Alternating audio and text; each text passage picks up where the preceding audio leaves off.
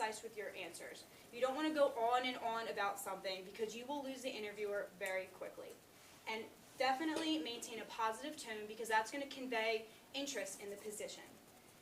So here are some common interview questions. Why do you want to work here? So this question is your time to shine. This is going to show the interviewer that you did your research on the company and you know exactly what you want to do in the position and why you want to work for the company. Another one is, what are your strengths? So this is a pretty broad question, but this is your chance to show that you have a personal talent that's going to have value to the company. Do something unique, something out of the box that the interviewer has never heard before. Next we have, what are your weaknesses? So this is the time where you should be, the only time you should be slightly negative in the interviewing process. So discuss a negative or a challenge that you went through, but also bring a positive out of that, of how you accomplished it and how you got through it. Behavior-based questions. So these are questions based on your past behaviors from previous experiences that focus on skills needed for the job. I know Emily touched on it a little bit, but I also have just a couple little tips for them as well. So don't tell a story that's going to hurt you. If they ask you, how did you deal with a conflict before with an employee or a customer? Don't tell the story of how you got in a fight and you punched them in the face and then you got fired, because that story is not going to help you. And also, don't be intimidated. So finally, we have asking questions. Always be sure to ask questions at the end of the interview. Ask questions that are going to directly affect you in the job and the position. And also, asking questions is going to benefit you in the long run because it's going to show the employer that you are interested in the job. So here's a little overview.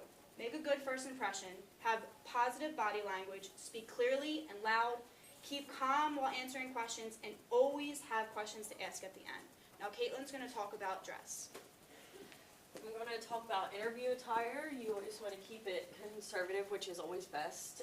It's better to be overdressed rather than underdressed, and be aware of all the details in your interview, so make sure that you're clean. One big thing is don't wear perfume because, I mean, I'm not telling you to stink, but you have to not be so, what if they're allergic to it? So you don't want to do that and risk it. Alright, for guys, you want to wear a conservative suit color. You want to wear a gray or a black. Jacket and trousers should obviously match. And make sure it fits you properly. You don't want to be walking in there with sleeves that you have to roll up or anything. It doesn't look professional. You want to wear a white long sleeve shirt under it so it goes with the suit. And cotton is best because it doesn't wrinkle as bad after you get it ironed. And yeah, just make sure it's ironed and everything, because if it's not ironed, it makes you look like you're not put together. I also read that wingtip shoes portray a conservative image, so maybe you want to buy those, invest in them for interviews. They'll look good. And wear socks that cover your calf and match your trousers. A good idea for ties is not to have one that's too crazy in patterns, because you don't want to distract your employer too much. And it's best to wear a power color, I said when I read it. Yellow or red is good. For women, you would want to, if you're wearing a skirt, it should be no shorter than 2 inches above your knee. You don't want them too short. Good colors are navy, gray, and black for the women's suits.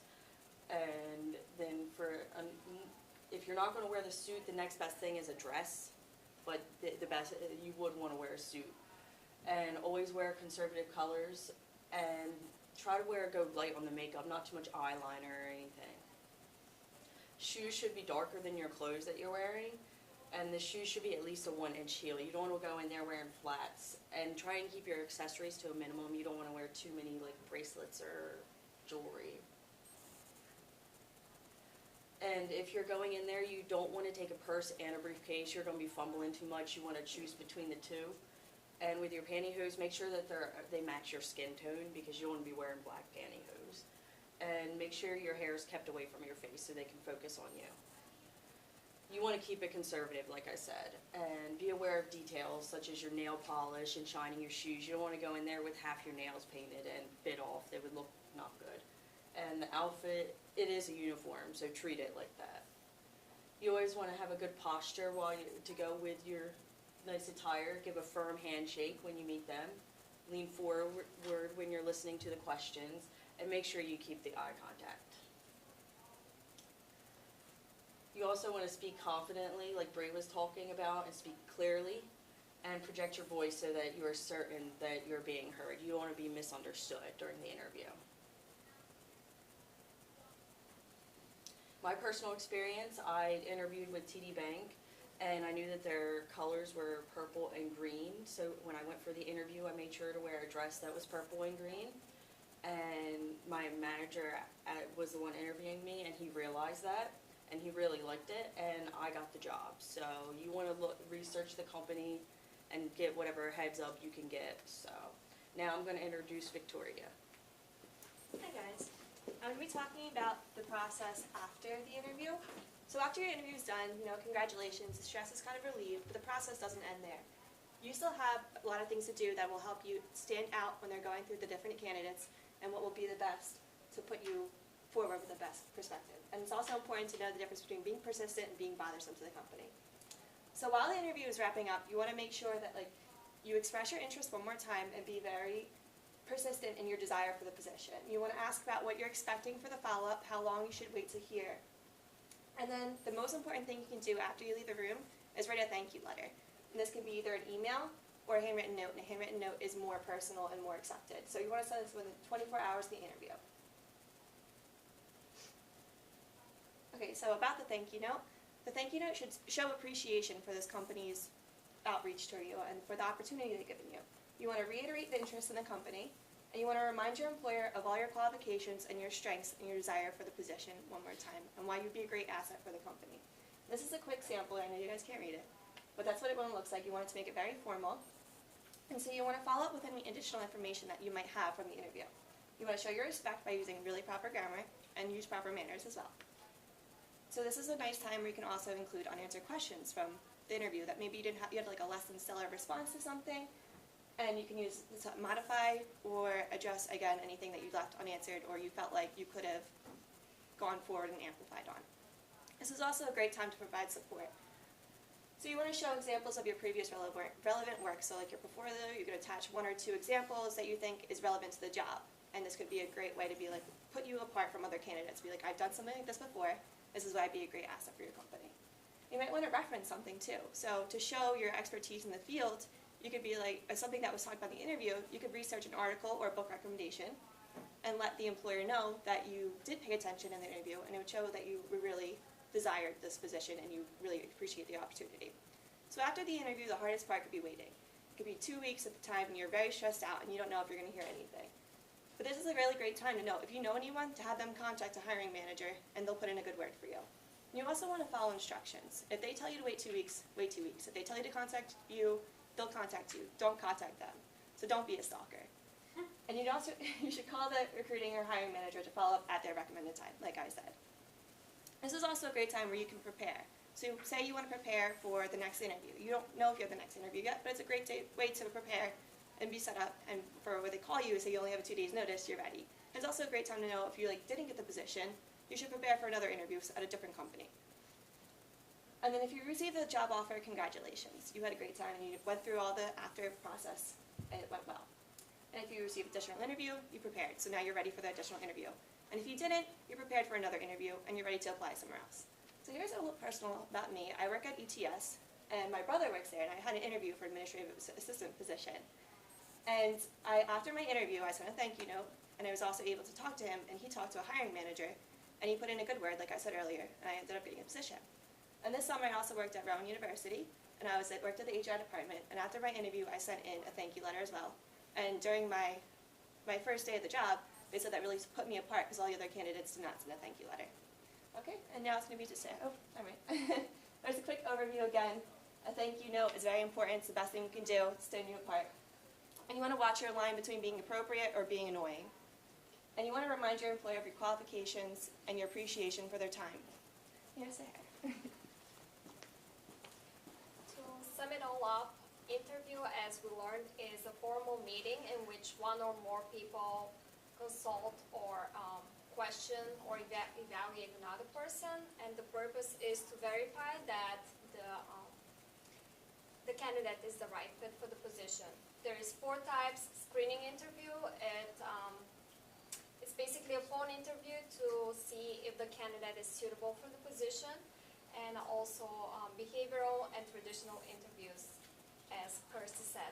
Preparing will help you feel more relaxed and confident, sell yourself better, have better understanding about the position and their criteria about the candidate, and also know what position you apply for is helpful. Prepare your responses in advance, have extra resumes on hand, and everything else you might need, like reference lists, ID, black pen and paper to write things down.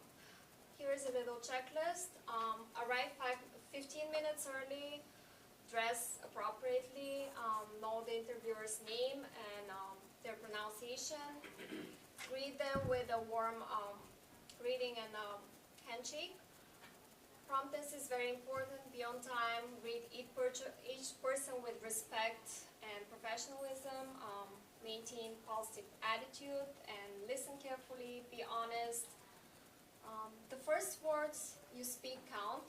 It's a pleasure meeting with you is one example, and another one would be thank you for scheduling this time to meet.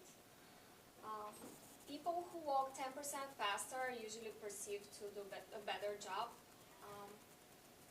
And dress for success is obvious. From head to toe you should look professional.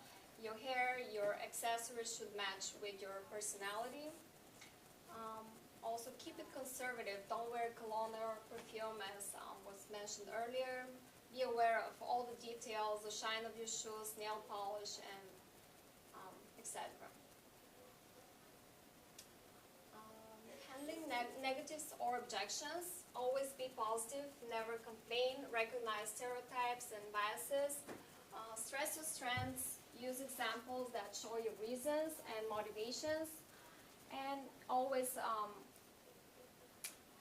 also be aware of illegal questions. Most employers they know what to ask and what not to ask. If you feel a question is inappropriate, don't get upset or refuse to answer. Instead, just ask them how this relates to your job position in a polite manner. Asking questions is very important. Always ask questions and prepare them in advance. And don't forget to thank the interviewer for their time. Restate your interests and strengths. Ask what type of follow-up you can expect and send thank you notes to each interviewer. I used to work at Target. At the hiring process, actually the interview was a combination between behavioral and traditional, and I had to meet with HR manager and another executive during the interview. And if you did everything that was mentioned, you will get the job. Congratulations on your new job. Thank you all for listening.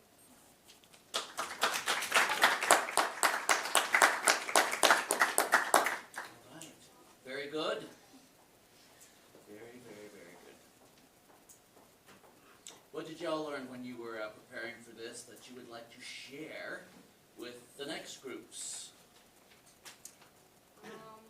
Definitely practicing more would be helpful. The slides do pass really quickly, and if you have too much information, you won't be able to see it all. I did practice a lot of times, but I think I didn't manage to put the most important information I should have. It could have been a little shorter in order for me to fit in the right time. Don't you just use orange font? Yeah. Well, it's funny because orange usually shows up pretty good, but it must have been the background that washed it out or something. So Maybe if it was the you shade. can, It could have been the shade of orange too. I think one thing I learned, I think we put too much information on each slide, and we got caught up, and just went on us back a bit with I the think we did transitions. 100% also. Model. You're like perfect. So. Model. I don't have anything. Like, I think the personal experiences were pretty cool, even though I didn't have one. But no, well, I didn't have one. Oh wait, I did. I met with, I